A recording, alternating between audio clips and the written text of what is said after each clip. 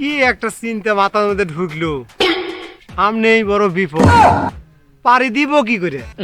আমার তো এমনি শরীর চলে না। চাচা এটি একা একা বসে কি করছেন? আর কইস না বা, বড় বিপদের মধ্যে পড়েছি আমি। চাচা কি বিপদে পড়েছে? করছি বস। আরে বা ভাতিজা, আমি তো বুড়া মানুষ, সামনে যে বড় বিপদ আসছে। চাচা কি এমন বড় বিপদ একটু বলেন তো শুনি। আরে বা ভাতিজা, আমি যে বড় বিপদ পড়েছি, এই বিপদটা পারি দিব কি করে? ধুর শালা, শালা খালি বিপদ বিপদ করে, বিপদের কথা কয় না। এবা কথাবার্তা হুশ করে বস। আমি তোর চাচা, চাচাক জীবনে কেউ শালা কয়? মাথার মধ্যে রাখিস। ও চাচা, তোমাক তো শালা কইনি, শালা কই তোমার আক্কেলে।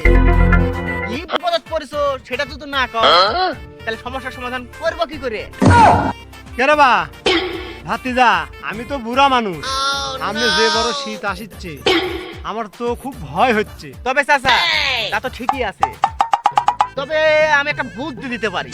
তা কি কথা ভাতিজা, তাড়াতাড়ি বল। এই কথা শোনার জন্য চাই আছে আমার অন্তর। তা চাচা বুদ্ধি যে তোমাকে একটা দিব, তার তো একটা খরচ খানতে আছে নাকি? এবা আমি তোর চাচা, আর আমার কাছে আবার কিসের খরচ নেব? হ্যাঁ, তুই ছোটবেলা কি আমি কোলে পিঠে করে মানুষ করিনি? আমার কাছে তো আবার তুই খরচের টাকা চা লাগবি এই বুদ্ধি দিতে।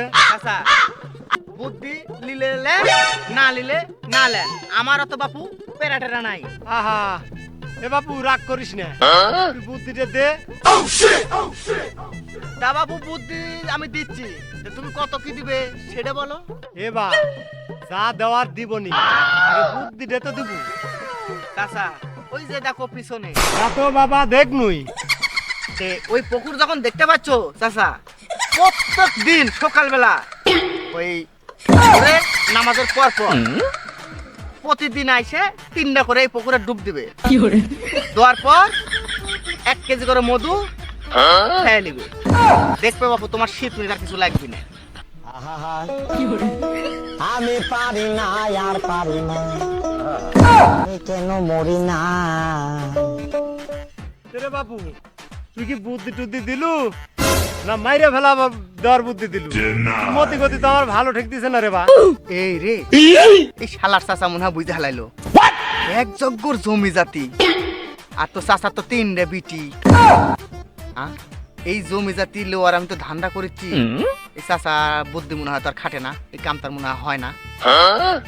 চাচা তো বুঝলে যাই চাচা, আমার বুদ্ধি এটাই কিন্তু 100-100। যদি লেন তাহলে সামনে যে শীত আসছে, দেখেন না আমরা জোয়ান মানুষ খালি গায়ে ঘুরি, আমরা কিন্তু ওই কাম করি চাচা। এখন আপনি বুড়া মানুষ, যদি আপনি ওই কাম করেন তাহলে কিন্তু চাচা আপনি আমাইলান খালি গায়ে বডি ফুলা ঘুরতে পারবেন। আর যদি না করেন তাহলে সেটা আপনার অভিরুচ। আর আমাকে ওই যে খরচ খান্তি কত কি দিবেন বুদ্ধি দেওয়ার জন্য, দিলে দিয়েন বাপু, না দিলে না দিয়েন। বুঝছেন?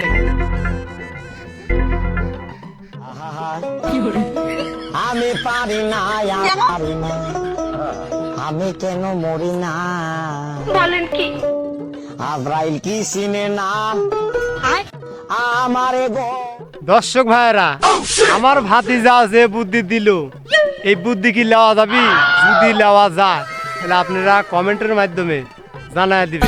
কারণ মধু খাওয়া ঠিক আছে শীতের জন্য, শরীর গরম রাখে, কিন্তু ভাতিজা যে পানির ডুব দেওয়া বুদ্ধি দিল, এটা তো আমার ব্রেনে ধরছে না। আপনারা কমেন্টের মাধ্যমে আমার ব্রেনে বুঝায়।